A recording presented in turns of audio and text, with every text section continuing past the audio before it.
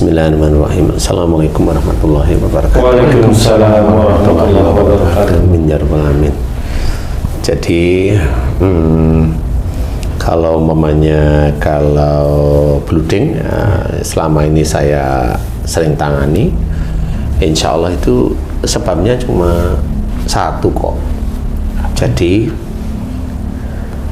lisannya itu, si wanitanya lisannya itu tajam lah istilahnya. Kalau saya bilang pedas, nggak harus pedas, tajam. Jadi kalau mamanya dia punya suami, kalau suaminya ngomong ini selalu dibantah, dan itu dengan tekanan emosi,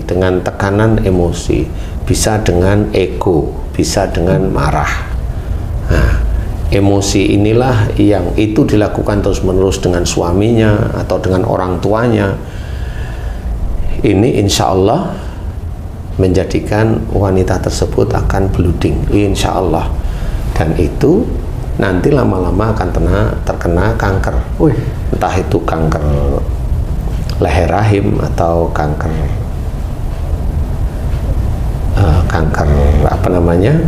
rahim. Rahim. Itu insya Allah akan menuju ke arah sana. Ya, jadi seorang wanita di umur belum ada 45 atau 45 lebih dikit ya, 47, 48 umpamanya seperti itu, kalau dia bleeding biasanya rata-rata ada unsur marah dengan suaminya, ada unsur dengan orang tuanya, khususnya adalah bapaknya, khususnya dengan bapaknya.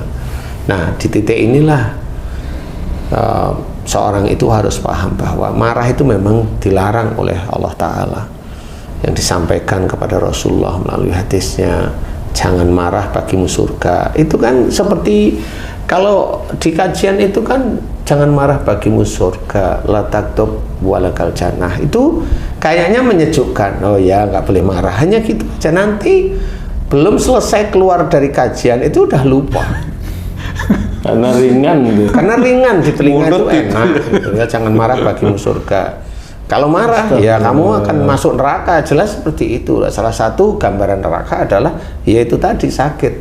Kalau hubungannya dengan kalimat-kalimat yang tajam, kemudian emosional, kemudian ada ego, kemudian ada kekakuan, merasa yang diomongkan itu selalu benar, ada emosi, insya Allah itu bleeding, insya Allah. Nah, bleeding ini saya pernah nangani kasus bleeding 2 bulan lah kurang lebih ya, lebih dari 2 bulan, tapi nggak lebih dari 3 bulan. Dia dikasih obat yang keras sekali untuk menghentikan bleedingnya itu tetap nggak bisa. Nah, akhirnya ketemu dengan saya, kemudian saya kasih nasihat karena di situ ada suaminya. Ya saya tanya, Mbak, kamu itu sering nggak sih ngomong penuh dengan emosi, ngotot, kaku, ego dengan suami? Gitu. Saya tanya begitu. Dia masih diem, mikir-mikir, kalau matanya sama gini-gini kan sudah hafal. Ini mau malu kali Pak. Tapi langsung dijawab suaminya. Sering. Ya. Selamat sebenarnya dia istrinya itu ya. Dijawab sering. Nah, berarti ini sebenarnya adalah dia tidak, istilahnya belum terlalu jujur dengan seperti itu. Tetapi suaminya, karena suaminya juga ingin istrinya sembuh, ya yang ngomong apa adanya, jujur. Nah, ini udah jelas dijawab sama suami, berarti kamu seringnya kalau ngomong tuh tajam, ada ego, ada merasa benar, ada ini, ada itu, ada ini, seperti itu tidak boleh. Itu makanya ada tekanan di rahim, ada tekanan di leher rahim, istilahnya itu pembuluh darah di darah itu membesarnya lebih dari biasanya dan tidak terhenti. Ya itu sama, ini mulut dengan itu sama. Ya itulah.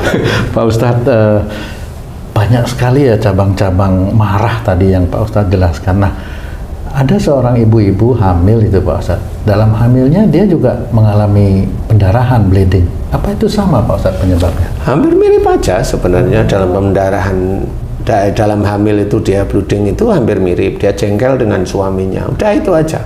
Jengkel, mau nyimpen, mau ini, kemudian Kalau sampai keguguran beneran, sampai keguguran tuh dia mikirnya dia jengkel sama suaminya, kemudian dia mikir ke arah bayi. Dia mikir ke arah bayi itu, kalau dia begini, males aku punya anak, umpamanya seperti itu. Kalau dia tuh ngeluyur terus, padahal aku di rumah kan gini, males aku punya anak, keguguran biasanya. Karena ada ucapan seperti itu, biasanya keguguran. Jadi hati-hati, blooding belum tentu keguguran juga ada, seperti itu. Karena dia tidak mengatakan yang males punya anak itu, enggak, dia hanya jengkel dengan suaminya, itu blooding. Nah, suaminya kenapa? Emang jengkelin, umpamanya pacaran sama wanita lain, padahal dia punya istri, kemudian nyanyain dia, nyanyain itu apa ya, kaku, ya emosional. Jadi kan istrinya apa namanya ya? Menyimpan marah. Ya jengkel, ya jengkel. Kecuali istrinya yang cuma nyuruh antar ke tamjid dong, nah itu kan nggak terlalu neken lah itu. Ya insya Allah itu sama, itu juga sama, menyimpan marah itu kalau blooding seperti itu. Tapi dia tetap tidak memikirkan si anak sehingga bisa aman. Tapi kalau dia mikir, dia kalau suamiku kalau begitu ngapain punya anak? Sudah, tunggu aja waktunya, gugur itu biasanya, karena dia nggak ikhlas. Apakah bleeding itu juga bisa menyebabkan kematian, Pak? Ya bisa aja. Orang ketabrak sepur itu ya bleeding ya. Karena ketabrak dulu baru bleeding. Iya. Ya mati. Tapi mimisan itu bukan bleeding ya, bukan ya Pak Ustadz? Itu bleeding kecil. Oh iya gitu ya. Ya bisa aja, karena nggak taunya sudah ada kanker di daerah rahim, di kandungan, seperti itu, atau ada tumor, grogoti yang gede kepala bayi, mamanya seperti itu. Sama ya, bisa menyebabkan kematian seperti itu. Jadi jangan anggap remeh. Mulut ini berbisa-bisa, manfaat juga bisa. Milih yang mana, seperti itu. Jadi kalau milih yang cerewet, omong semaunya sendiri, tinggal tunggu aja tanggal mainnya dia. Mainnya dia gimana? Mainnya dia itu ke kuburan dia. Kalau nggak mau main ke kuburan, ya diantar lah nanti. Makanya harus hati-hati. Dan ini pernah, alhamdulillah, orang yang ketemu dengan saya tadi ngobrol, akhirnya dia paham, kemudian saya bantu doa, besoknya alhamdulillah berhenti bleedingnya. Makanya harus memahami bagaimana kalau mulut itu omongan itu tidak manfaat, ya seperti itu salah satunya. Mulut itu identik dengan itu aja. Masalahnya Ustadz, orang nggak mau berhenti ngomel, marah itu karena ada satu perasaan merasa benar itu ya, saya belum tahu akibatnya. Sebenarnya kan bisa merasa benar, bisa. Ini kan psikologis ya, ya. Merasa benar bisa, gengsinya lebih tinggi dari pasangannya bisa, atau dia tahu sejak awal pasangannya itu nyenengin dia. Nyenengin. Karena marah jadi nyenengin gitu. Nyenengin, jadi dia itu kan psikologis sih. Psikologis itu kalau mamanya kayak Haji nih, istrinya di rumah aja, Haji selingkuh. Kan tahu istrinya di rumah kan nggak mungkin kemana-mana, Haji selingkuh. Karena Haji secara psikologis tahu istrinya nggak kemana-mana. Jadi istrinya selingkuh. Istrinya selingkuh, Haji selingkuh seperti itu. Bisa nggak itu? Bisa. Itu kan psikologis. Betul. Tahu mamanya, dia merasa, Haji merasa saya nggak ditanganin sama istri. Kan bisa aja Haji bilang begitu, saya kan nggak tahu waktu di rumah, kan saya nggak tahu. Ditangani istri atau enggak, kan nggak tau. Tapi ditangani itu maksudnya apa? Tangan itu mamanya, saya itu kalau di rumah itu dibiarin sama istri saya. Ceritanya kan begitu. Mamanya, iya, Haji ngomongnya ke saya kan saya nggak tahu, saya nggak pernah. Malam hari Haji gimana saya nggak pernah ngintip kan gitu ya. Tapi di titik itu akhirnya Haji juga selingkuh, cari-cari wanita lain yang bisa nyenengin hati, kan begitu. Bisa kan begitu cerita, bisa. Nggak taunya Haji itu memang kalau lihat wanita memang seneng lah, kan nggak ngerti saya. Itu kan psikologis sih sebenarnya. Jadi nggak harus orang itu merasa dia lebih benar, lebih ini. Nggak harus kok, banyak faktor psikologis itu banyak sebenarnya. Banyak penyebabnya. Sehingga si pasangannya Haji ini dia mau menyuruh mamanya. Akhirnya dia ngomel aja. Kenapa? Umpamanya haji diomelin diem aja, dia ngomel aja terus dari dulu sampai sekarang ngomel aja dia. Psikologisnya Bloodingnya tuh dia seneng. Hah? Loh, kalau nanti mau meninggal aja blooding bisa aja kan gitu ya. Ngomel kan Mau bukan marah ya Pak Ustadz? Hah? Sama, ngomel Ya, tuh marah sama juga. aja lah. Karena tahu kalau umpamanya haji itu kalau diomelin diem. Nah, akhirnya dia kan merasa menang. Dia di atas angin istilahnya. Iya. Nah, itu kan psikologis. Sehingga kenapa orang ngomel kok nggak diem? Nah, dia merasa di atas angin.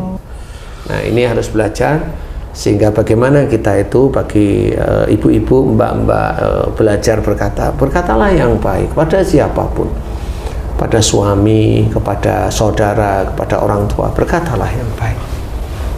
Insya Allah, jangan marah juga disimpan, jangan nanti ada kiste nanti di daerah rahim sama. Jadi nggak boleh marah, biasa aja. Kalau nggak cocok itu biasa aja. Dilatih lisan itu berkata baik, dipikirkan kata demi kata, disusun agar menjadi kalimat yang orang lain mendengar itu seneng kan gitu ya. Bukan nyenengin orang lain, enggak, kita nata omongan sendiri agar orang mendengar itu seneng, tidak jengkel. Tekanan juga diperhitungkan. Kalau mau ngasih nasihat tekanannya itu datar, lebih ke arah tenang. Jangan tekanan tuh, kamu sholat, sama aja itu kan marah. Tapi kalau tekanannya maunya, Mbok kamu sholat, kan beda. Oh iya. Atau dari datar terus tinggi gitu. Kan grafiknya. Astagfirullah, susah banget Pak Ustadz. Jadi kita harus benar-benar belajar, walaupun itu di teman-teman wanita, perempuan, ya kita laki-laki juga sama. Kalau laki ada bloodingnya juga, Ustaz. Memang jarang, siapa tahu keluar beneran blooding kan gitu ya. Nauzubillah Ji. Bukan blooding, bengkak nanti malah nggak enak juga kan. Sariawan aja udah luar biasa sakitnya. Iya. Jadi menjaga kalimat itu kata demi kata kita pilih itu bukan karena kita itu mau dipuji, enggak, karena Allah aja. Saya nggak mau dosa di hadapan Allah Ta'ala, sehingga kalimat demi kalimat itu harus keluar dengan enak, dengan baik, nenangkan semua orang seperti itu. Jadi enggak bisa asal ngomong, itu enggak bisa. Harus benar-benar disaring. Nah, kalau orang sudah bisa nyaring tersebut, ya insya Allah orang-orang seperti itu orang yang takwa kepada Allah Ta'ala. Tapi kalau orang walaupun dia itu ahli agama tapi omongannya kacau, wah, walaupun nggak semuanya kacau lah, suatu ketika kacau, nah ini belum, unsur takwa belum kuat, karena dia belum paham bahwa tidak boleh seperti itu gitu. Jadi ngomonglah yang baik, yang orang lain walaupun orang itu nanti mendengar, dia itu tidak merasa terzolimi. Itulah orang-orang yang bertakwa kepada Allah Ta'ala. Bukan masalah pandai. Pandai itu titipan oleh Allah Ta'ala. Setan itu menyelip di antara pandainya orang. Setan itu menyelip di antara pandainya orang. Setan itu menyelip di antara tangan, di antara otot-otot. Setan itu menyelip di antara mulut, lidah, dan sebagainya. Setan menyelip di antara otak. Banyak setannya Pak Ustadz. Ya banyak lah. Emang kalau orang itu hafalan agama bagus itu nggak ada setan. Ya ada lah. Nggak ada orang yang berani bilang bahwa dirinya nggak ada setan, malah dianya setannya sendiri malahan nanti. Ya, pasti ada. Makanya berusaha. Pada saat kita itu berbuat baik karena Allah, pada saat kita itu beribadah karena Allah, pada saat mulut kita latih dengan ucapan-ucapan baik karena Allah, pada saat pikiran kita latih karena Allah, pada saat telinga kita latih karena Allah, mau mendengarkan ucapan siapapun orangnya, walaupun itu tidak enak didengar, kita dengarkan karena Allah. Dan ini orang ini sudah benar-benar menjalankan, dan setan di dalam tubuhnya tidur. Insya Allah seperti itu. Gak kuat dia setan seperti itu. Nah, orang yang seperti itu nanti setannya bisa aja pindah ke kamu tuh.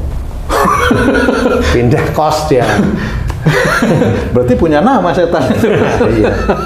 Jadi harus kita pahami bahwa berkata-kata itu harus baik. Insya Allah seperti itu, karena dosa itu diawali dari yang paling banyak itu dari lisan yang tidak tertata. Nah, kita coba untuk belajar taat kepada Allah Ta'ala melalui lisan. Nah, mudah-mudahan ini manfaat bagi teman-teman wanita, sedulur beriman, yang wanita, yang perempuan, agar bisa mengerjakannya semata-mata karena Allah Ta'ala, bukan karena ingin dipuji, bukan karena ingin dijunjung, bukan ingin diindah, karena Allah aja. Biarlah Allah yang menilai kita dengan kalimat-kalimat yang baik. Insya Allah mudah-mudahan itu bisa menjadi penyemangat hidup kita, bahwa insya Allah malaikat raqib yang capek menulis lah istilahnya. Mudah-mudahan seperti itu, mudah-mudahan manfaat. Wallahu a'lam.